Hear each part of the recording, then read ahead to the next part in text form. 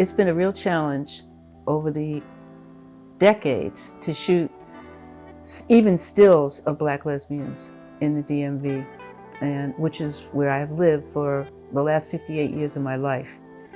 And I have met some amazing, amazing women, and I feel that their stories need to be told.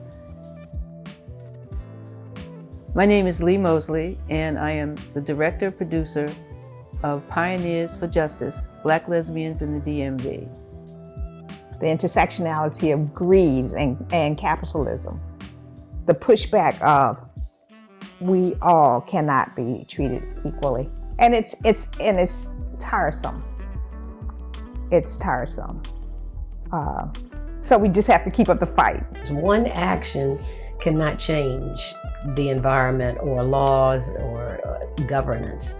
So it's very important that we push back. In fact, a lot of the gains that were made even during the AIDS and the HIV epidemic were because so many people were pushing. Being ever reminded that no matter how far you get or how much education you have or how much money you have, that your hand was never far from the plow of social justice.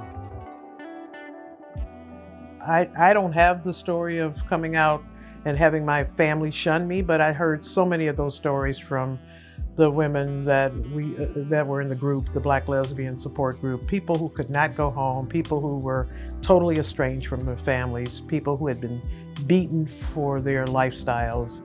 And I think young people maybe take that for granted. I really understood it when I went to at this all-girls school, because I went with the sole purpose of being a lesbian and having a lesbian experience. Around 39 or 40s when I actually took that leap and came out to everyone. I came out to my wonderful son.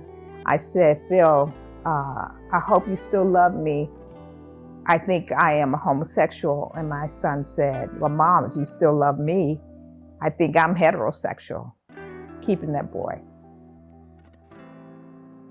Actually, Sapphires was one of the first big Black political organizations for Black lesbians in DC. BLSG, Black Lesbian Support Group, was more of a social group, which was great because we needed that too. It was about supporting various candidates, and actually one of our biggest supporters was Marion Barrett. I found a place for us to meet. It's called the Women's Growth Center, and that was the feminist hub of Baltimore at that time. And they gave me a Thursday night, and they gave me 3 hours. We used that time very well. But I want to be clear that I patterned it on the Sapphire Sapphos because they gave me the idea, they gave me the motivation, and they gave me the support. The Black Pride experience, it wasn't just about the parties. At that point, AIDS was a factor and money was needed. And if we're not going to support ourselves in that area, why do we expect anybody else to do so? When I think about the AIDS crisis and who helped gay men during that crisis, lesbians were the ones.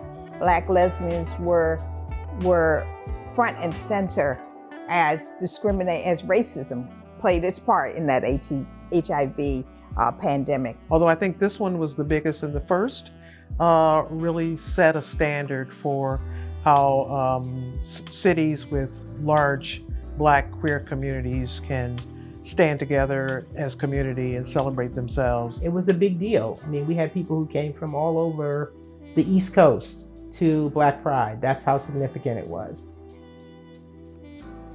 I'm known as the singing chaplain. If I go to an outside event, whether it's the police are there because somebody transgender has been killed, I always speak, but I always sing something. In terms of my work there, I think there are two projects that I would say had the most impact on Black lesbians in the DMV. One obviously is A Litany for Survival, the life and work of Audre Lorde, which has global impact in terms of Audre's reach, voice, relevance into the 22nd century.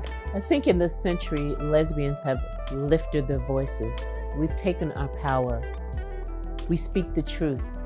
I think the voices have been heard in a way that doesn't give the political community much wiggle room.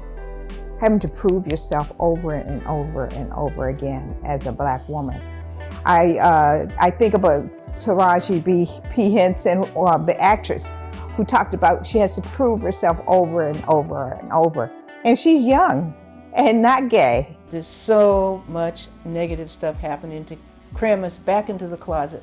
And young people need to resist, just like we resisted back in the 60s, 70s, and 80s, and 90s. The gay and lesbian movement was a revolution, the only revolution that's being fought for love. We take this revolutionary spirit about what we do and expand it, support each other, and know that as a sisterhood, we are global, and the power of that is just, as Audrey would say, irresistible. Irresistible.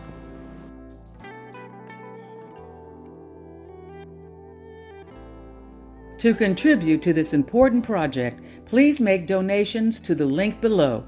And thank you.